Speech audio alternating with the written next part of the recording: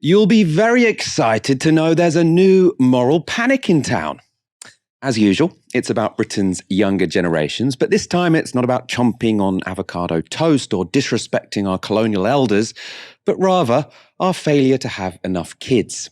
It's a talking point which has been doing the rounds for a while, but it's been given rocket boosters since the publication of the latest census data. That shows the number of children under the age of 5 has dropped by 7.6% in the last 10 years. This is a chart released by the ONS, who conduct the census. It shows the number of people in each age bracket in the UK. Women are on the left, men are on the right. As you can see, we've had an ageing population for a while, hence why we have more people in their 50s than in their teens. But it gets most dramatic when you get to the youngest group. The UK had 300,000 fewer under 4s in 2021 than it did in 2011. So what's happened in the last 5 years to stop people having babies? Should we care? And if so, what should we do about it? Now, I actually think these are all interesting questions, which we'll discuss properly in a moment. First, though, let's look at the debate in the UK's paper of record, because the Sunday Times asked this weekend, should we tax the childless? The piece was by Oxford University demographer Paul Morland, who offered these suggestions for raising the birth rate. The first is create a pro-natal culture, including a national day to celebrate parenthood and a telegram from the Queen whenever a family has a third child. Public figures can lead the way with words and actions. The Prime Minister, with his 7 known offspring, has a track record in this regard. He also suggests sacrifice a portion of the green belt around London and other cities to free up additional space for more cheaper family homes. Some of the value unlocked by this can be passed on to local or national government. Retarget child benefit to incentivise families to have children. Tax credits are more effective than a flat rate per child. If this is regressive, redistributing money to the better off, counteract it elsewhere in the system. And this is where the taxing the childless comes in. Introduce a negative child benefit tax for those who do not have offspring. This may seem unfair on those who can't or won't have children, but it recognises that we all rely on there being a next generation and that everyone should contribute to the cost of creating that generation. Use the funds to fix the UK's broken, expensive early years care system. Why not just tax the rich or property owners to do that? Finally, his suggestion is to educate people that getting pregnant becomes more difficult with age. As Dorothy Byrne, the master of the all-female Murray Edwards College, Cambridge, suggested last year, to much outrage. Some see subsidised IVF provision as a technological solution, as China is attempting, but as with natural conception, its success becomes significantly less likely as the age of a woman advances. Now, Ash, as a gay man, I'm thankfully subject to little pressure to create the next generation. It's not on me if there aren't enough babies in the world. How do you feel about this whole debate? Oh, I feel positively fertile with excitement, Michael. That's not good enough, Ash. We need you to be fertile with something else. There are not enough under 5s in this country. Fertile with embryos and not merely excitement.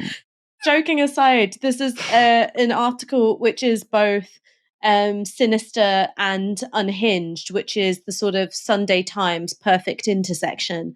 And I think that there's a lot you can say about why people aren't having children. One, everything is really expensive. For decades, you have had a total divergence of wages and housing costs, which is a huge barrier to whether or not you can introduce children into your household. If you literally don't have space to fit them because you can't afford to live somewhere bigger, then you're going to have a problem. Stagnant and real terms falling wages, of course, that's another barrier. The fact that you don't have particularly generous paternity leave, that you still experience workplace discrimination if you're a woman and you're taking maternity leave, the fact that childcare is so goddamn expensive in this country. Again, these are all things which don't exactly make it an economically inviting environment in which to have children. And then I think you've got something which is a lot bigger. And I think that this is the very regressive undertone that a lot of these pro-natalist arguments can take, is that you have really high birth rates in circumstances where women don't have options. So where women don't have access to contraceptives, to where they're excluded from the workforce, where they're not able to access reproductive health care like abortions, you have really high birth rates because women don't have any other option. And in this country, at least in England, Wales, and Scotland, you've seen a really, really big shift in access to work, abortion, and contraceptives, and divorce. That's another huge one. So, womanhood is no longer a state of de facto reproductive captivity. And that has changed. But society's social structures for supporting people into parenthood haven't really changed enough. So, one of the things you're kind of asking women to do is make this decision. When do you want to immolate your own life, your ability to socialize, your career, your disposable income? And women, I think, quite understandably, are going, not very soon. Thank you very much. And so I think until you really have a look at how we structure society and in terms of supporting people into parenthood in a way which isn't about closing down on choice, but facilitating people's ability to make the choices that they want to make in terms of having a family, you're going to have this problem of a declining birth rate. The right talk about this in terms of either really stupid stuff like, a telegram from the Queen. It's interesting that they never put two and two together, which is, if you introduce, effectively a two-child policy when it comes to being able to receive universal credit, is that going to encourage or discourage people to give birth? But I think that these kind of pro-natalist arguments, you've got this very silly surface level discussion about, taxing the childless or telegrams from the Queen. But I think there can be a very sinister edge, which is about reducing the choices which are available to women. And I know that we're going to talk about the racialized aspect of it, but I think there's also a class aspect as well. It's about saying, okay, we don't want these horrible, degenerate, poor people to have kids. What we want is middle-class women who for too long have, been dominating the academy and making strides in the workplace. We want to get them back in the kitchen or in the nursery. I mean, as you said, so many angles to cover here, and we will talk in a moment. I do think there is an important argument about the right to family life, which I don't think, we take seriously enough. I do think it is sad that people feel they can't afford to have kids, and loads of people think that because, it used to take 3 years to save to buy a house. Now it takes, I think, 18 years to save to buy a house. And obviously we all know what the private rental market is.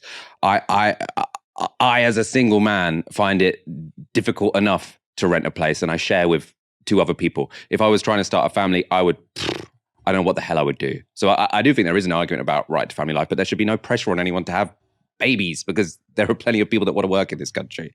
Let's move on to that racial undertone that is sort of often present in these discussions. In the aforementioned Sunday Times piece, Morland writes this: we should adopt a grow our own policy, aiming to provide most of the population growth from births within our racially and ethnically diverse country rather than immigration. Nearly 30% of births in the UK are now to mothers born overseas, like mine, born in Germany. There will always be a place for some immigration, but we should not be as reliant on it as we have been over the past 20 or 30 years. Now, speaking about families like livestock will always be a bit creepy to me. A grow your own policy, I think that should be about potatoes, not babies. But it's also worth asking why relying on immigration should be such a problem. I know he sort of says, we've got a racially diverse population. This isn't about race, but I'm not sure. And especially, if there are young people desperate to come here and work, we might ask, why are we locking out potential immigrants who really want to come here and then pressuring young women already here to have more kids when they don't necessarily want to have them? Now, it's not obvious to me in any sense, but to understand Morland's view, we can look at another article he's written. So this first passage is from an article Morland wrote also for the Sunday Times last year. But immigration is no free lunch. Depending on its source, it changes the ethnic mix of a country. The number of people identifying as white in the US have fallen from almost 90% of the population in 1960 to barely 60% today. US white people are older, and even without further immigration, will see a decline in their population share. So before he signposted, I want to grow the racially, ethnically diverse British population, now he's citing as what looks like a problem, the fact that there are less white people in the United States. And that suggests to me that we can see that Morland's problem with immigration is racial. Immigration is a problem because countries like the United States will become less white. And it's an issue he touched on again in a 2020 article for the Institutes of Arts and Ideas. Cities like London and Brussels contain an ethnic mix which some welcome and some dislike, but none can deny is utterly unlike the situation a generation ago. But underneath the surface, majorities in the developed world are not relaxed about this. George Floyd's death has given rise to mass demonstrations across Europe as well as North America, and what we see on display is an outpouring of predominantly white remorse on the part of tens of thousands. What we do not see is what is going on among hundreds of thousands or millions who don't turn out for the demos. The anti-Brexit and anti-Trump demonstrations have been vast, and yet we have Brexit and Trump. And nothing correlates as closely to a Brit wanting to leave the EU or an American wanting to make America great again than a concern about immigration and ethnic change. Ash, this is pretty bizarre passage to my mind, sort of linking the George Floyd protests and then using that as an example, or the silent opposition to the George Floyd protests as an example as to why America is too ethnically diverse.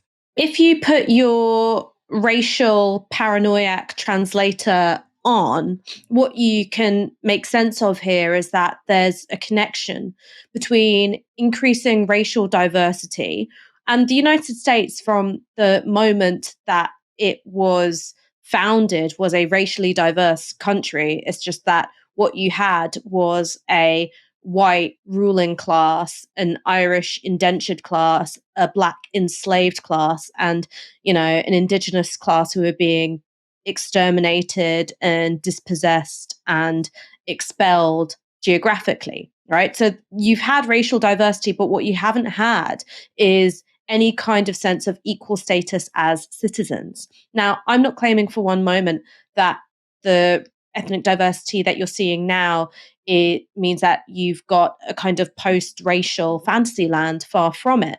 But you at least have a level of equality before the law, which is very different from, what you had in the slavery period or, indeed in the Jim Crow period.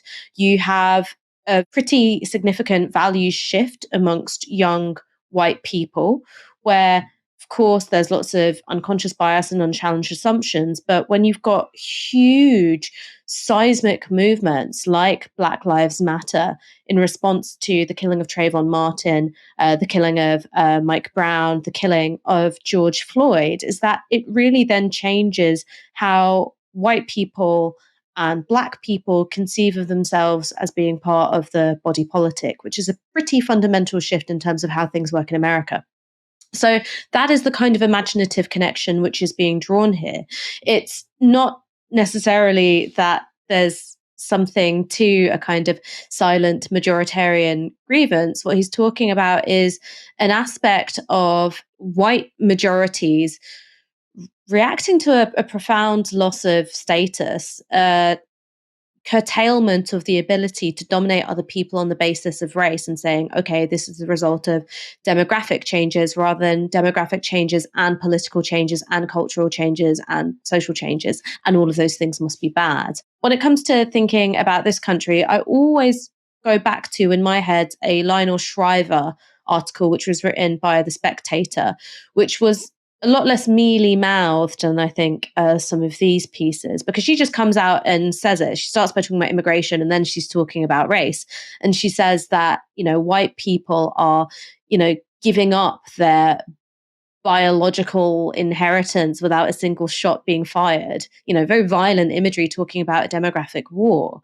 And reading these passages, which were intensely paranoid and, I think had this real violent drumbeat going through it, it felt very strange to me that what she was talking about is the process of, people coming here, falling in love and raising families and having children, which I think of as kind of beautiful. The other unspoken bit or underspoken aspect is, if you've got a foreign national as a parent, child is born here to at least one British national parent, that is a British child. So saying, okay, but, I want racial diversity and I don't want, a kind of immigration-based demographic shift. The thing that he's not saying is that actually those children are, in a strictly legal sense, also British. It's like the Scooby-Doo unmasking, Michael. It was just racism all along. let's end this segment by looking at a headline.